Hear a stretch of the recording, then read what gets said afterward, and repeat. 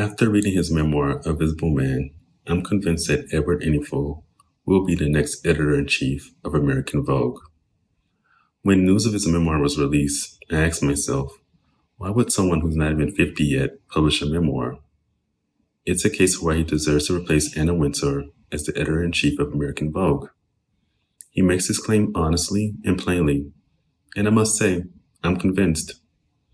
It reminds me in some ways of Barack Obama's Dreams of My Father, a book that he wrote before his presidential campaign. Both Obama and Enninful's books are introductions to them and their backgrounds, and makes cases for their exceptionalism. Being the editor-in-chief of British Vogue is already a huge accomplishment, but American Vogue is a bigger platform and a global standard-bearer of the fashion industry. Honestly, Enninful is one of the most qualified editors and stylists out right now. Period. In this 2022 moment, after the uptick of racial consciousness in the wake of the murder of George Floyd, Conde Nast knows that Anna's replacement must be a woman or, and preferably, a person of color. Enninful is a man, a queer man, but a cisgender man nonetheless. But we're in the middle of a gender renaissance in which these categories have become less important. Vogue is a women's magazine, but many of its readers, including yours truly, represent a variety of gender identities, including male. In fact, Timothée Chalamet and Harry Styles have graced recent Vogue covers.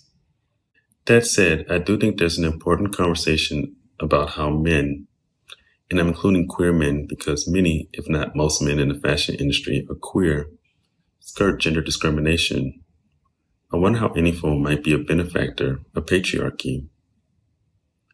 Vogue under Enninful's helm will look very different. For one, he's a very outspoken proponent of inclusivity in all its forms. Secondly, he's a stylist.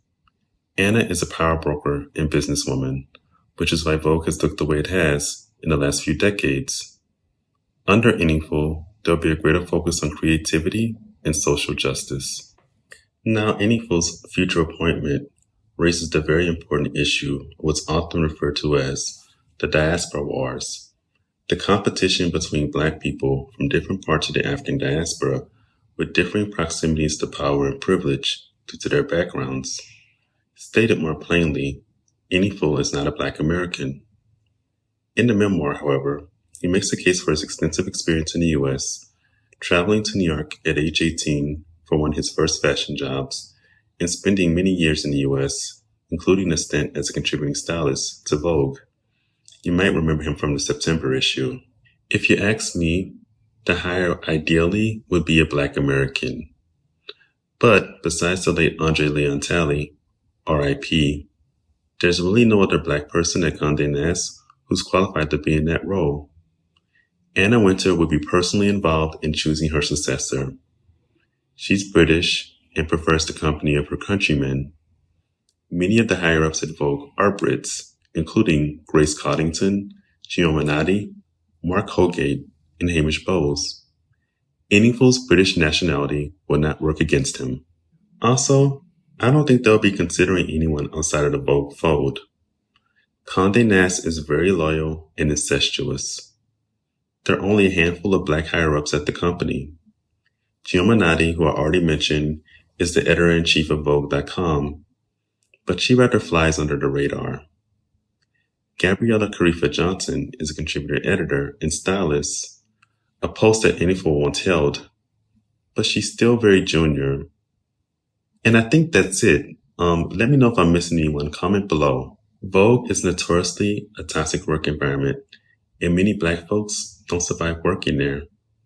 They've blown through a number of talented Black writers and editors, including Marjan Carlos, Lindsay Peoples-Wagner, Elaine Bolteroff, and the late Andre Leon Talley. By the way, I did a review of Andre Leon Talley's memoir, The Chiffon Trenches, which you can find in the description below.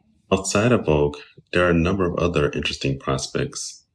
There's Samira Nasir, who's the editor-in-chief of Harper's Bazaar, Julie Wilson, the beauty editor-at-large at Cosmopolitan, and even Rajni Jacques, who's the global head of fashion and beauty at Snapchat. But honestly, I don't think the hire is coming from outside of Vogue. Listen, no one is more experienced, than Enninful, and he's relatively young, just turning 50. After reading his memoir, he is nothing if not a workaholic, and his career is dotted with a series of iconic fashion imagery, like the Black issue of Vogue Italia, the 2018 Pirelli calendar, his inaugural issue of British Vogue, the issue of British Vogue gets edited by Meghan Markle, and the February 2022 British Vogue cover that featured only African models. So there, I said it. Edward Enninful will be the next editor-in-chief of American Vogue. I'm not an insider, I'm just connecting dots. Do you agree? Do you disagree? Let me know, comment below. Who do you think should be or will be the next editor-in-chief of American Vogue? And if you like this video, like and subscribe. Thank you.